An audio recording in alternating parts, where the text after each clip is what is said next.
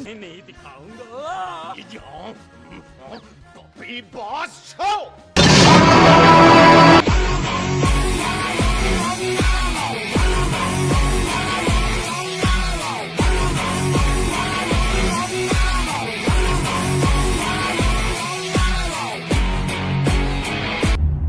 क्यों हिला डाला ना?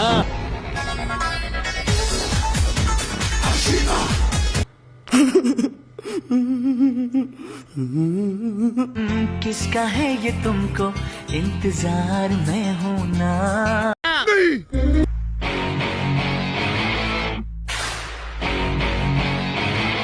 और अभी तो रुको, क्लाइमैक्स अभी बाकी है।